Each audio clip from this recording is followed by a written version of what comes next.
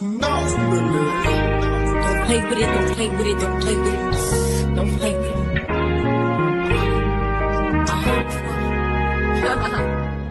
Gotta say a word, keep getting me what I'm looking for. I just gotta tell everybody, I don't wanna keep it on the low. Goddamn, I love you. I love you. Goddamn, I love you.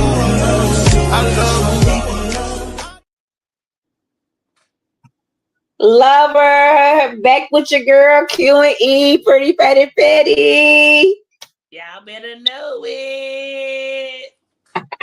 Tapping in, my friend. You know we back at you with another episode of Heart and Hustle Houston. Yeah, this is one of our new shows that we've been keeping you updated. We love, of course, any woman that's making stuff happen. Let's be very clear, because we just those type of women, so we don't hate. But we do have 5 or 6 beautiful Black women in Houston doing their thing, and baby, the storylines is given. So we jumping right in because, honey, Latoya, Yes, go ahead. go ahead.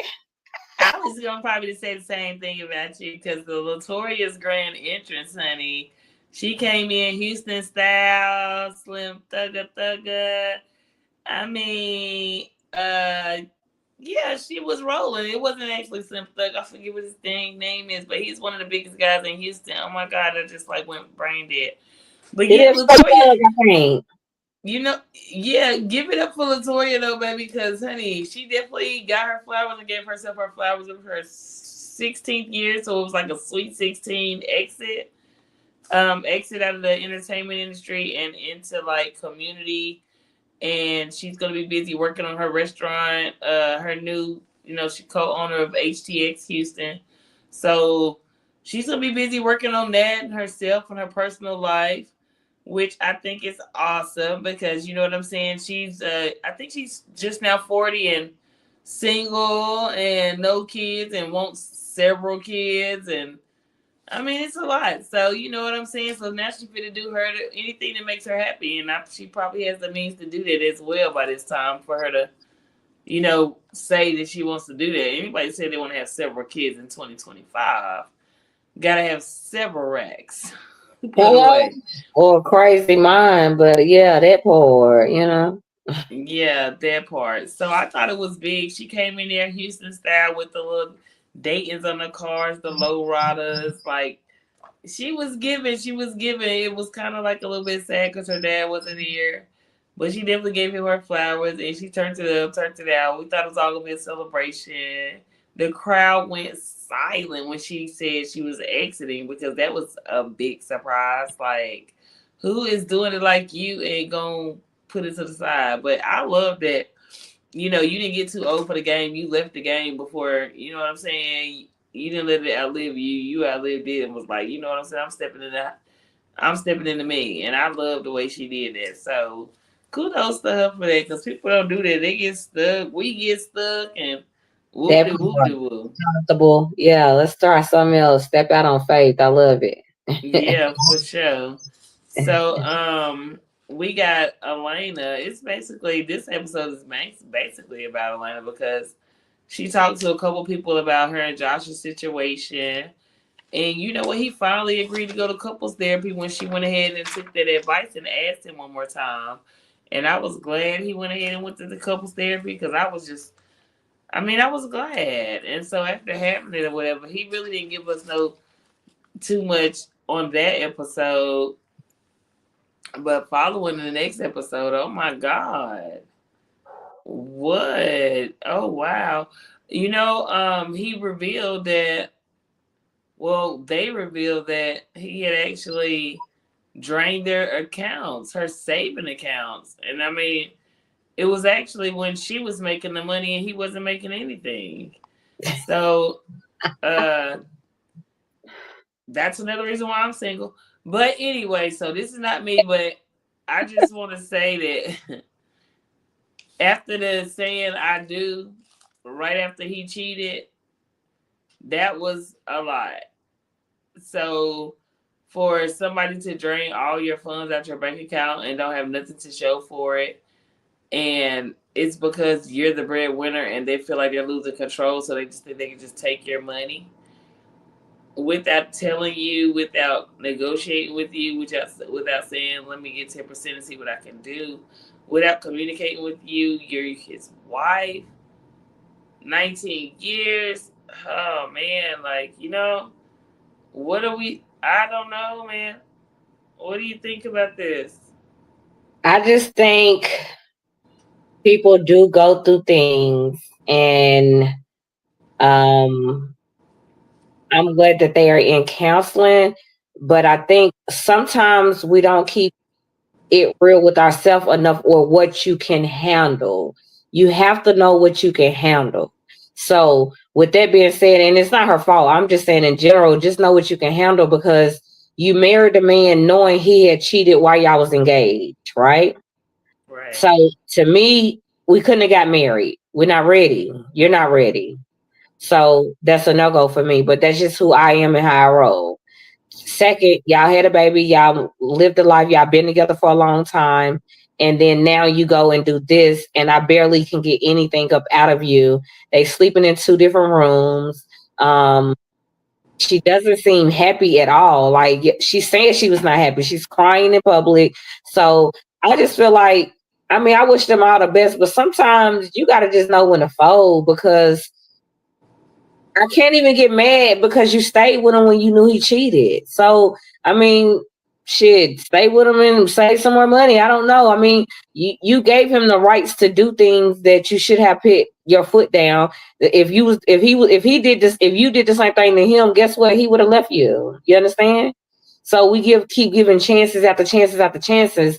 No, I'm not married. No, I'm not speaking on marriage life. I have been in a long time relationship for 14 years. I can just say in real life, it has to be partnership. Communication is the key. You can't get around that. You can't get over it. You can't go under it. You understand? So if you can't communicate with me, I'm never going to be in any situation where you don't want me to be. I don't want to be. And we're forcing things to happen. Right now, you're forcing it to happen. And you've been unhappy. And to me, I don't feel like she does a lot of communication, because hell, we barely even got it. We was over here talking last week. Thought we thinking he was cheating again. He ain't even cheating. He just took the damn money and invested in bitcoins and shit like that. So with that being said, I feel like, I mean, not that I don't have any sympathy for, empathy for. I just feel like you chose this life, right? And you chose this man. For some reason, you just couldn't live without this man, because if I'm engaged, you put a carrot and I don't have diamonds on this ring.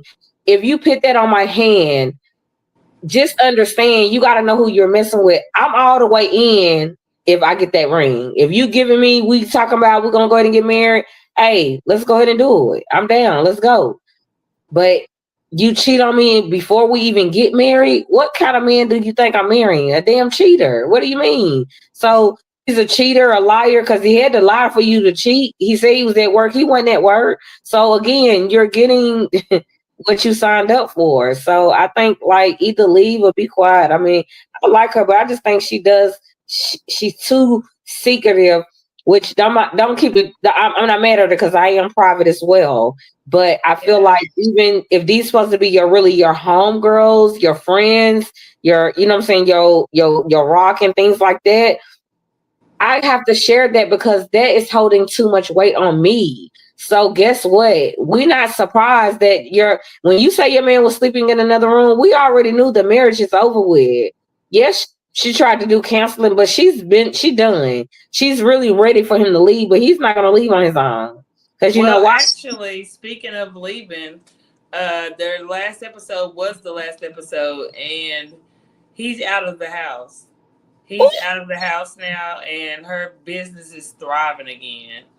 See, And I I'm told glad that, God giving her a second chance on her business to do right and protect herself and her money and her finances, because some people don't get that second chance to bloom in life. And she got a lot of people that she does, and she does makeup really, really well. So, yeah, like this last episode, who was it? Manira, she gave everybody flowers and they all meant something. One meant peace, one meant new beginnings. One meant confidence. It was, and then they all the ladies ended up giving her one rose of her own to make her own bouquet, and it was nice. It was really sweet, but like you said though, you can't like I don't know, you can't. I don't know. You can expect something different because some people do change. Like some people do change, but honest and truthfully, how many times does it take for somebody to hurt you? Like, 19 years later, you can say you still heard about that 19 years later. You're not still heard about that. You definitely heard about that money, though, because who wouldn't be hurt if you take from me? That's taken from me. It's taken from our child, our foundation. That's like taken from. The thing is, you know what? I could have accepted it, though. If a man would have came to me and said, listen, babe, like, let me borrow like a few $1,000s and see what I can do with it. And then he loses it. I already know it's subject to be lost if it's an investment. You know what I mean? Right. So, but we're open. I know what I'm gambling with. Like you said, communication is number one. You can't have anything without communication. And that's a scary thing. That's a scary thing you put up. But I like to say this too on this last episode. Speaking of that, her unhappiness is rolling over. So while everybody's talking, she was really on the offensive side. And Chloe said something, and she was like, "Chloe, how you gonna do this and do that?" And because Chloe said something to the chef. She was like, "Oh, you single?" Da, da, da. And then she was like, "Chloe, ain't you dating?" She was like, "I don't got no ring on my finger. That's you." You know what I'm saying? And she was like, "Does James know that?" Or whatever his name is. She was like, "Does he know that?" And Chloe just looking like, she was like, "Well, if he don't, he know now." She was like, "I never put all my eggs in one basket. I'm single."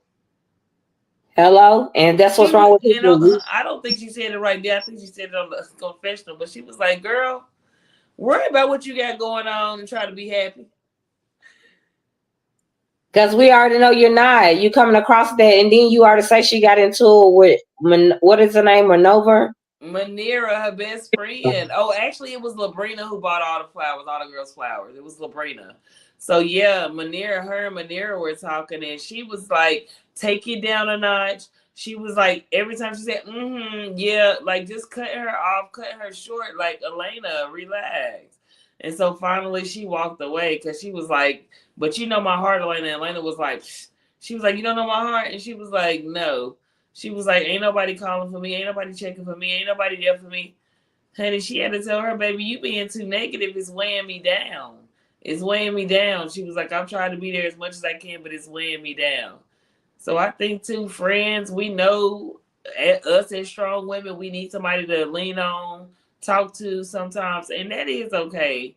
But we also got to watch how we handle them, too, as we going through these rough patches with our men and our women and our situations in life, because especially if they're not the corporate, like, just be a little softer sometimes. Just be a little softer sometimes. Because, I mean, it's not that your friends don't want to be there for you. I think in a lot of cases, I think your friends do want to be there for you.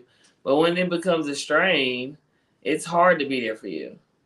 And not even that, though. When you make choices, we make every day, y'all, when we get up, we thank God. But once you wake up and you make a choice to do something, stand on that choice. Like, don't bring me stuff, keep coming and calling me back, and you don't took a man back again. He cheated before you got married. Baby girl, I don't even want to ever hear you talk about cheating again. You accepted him back. Be quiet. I'm not trying to be funny. You could take it how you want to leave it. But us women sometimes, and men, sometimes we just get too caught up in what we think is who you are or what we're going to be or what kind of life we can have. Because 19 years, you've been that depressed because she doesn't seem happy. She didn't seem happy coming on a damn show from the beginning of the season. So y'all been going through things from the beginning, baby girl. So we've been eyeing that out. So let's be very clear. And I love Labrina because she kept it real. Me and my husband went through some infidelity and everything like that, but we got over it. We doing good and ain't nothing going on like that. So I can dig that. But you continue to have issues with the same man that you done been with, and taking a look at him, he definitely love her, but you got to realize what type of man you have.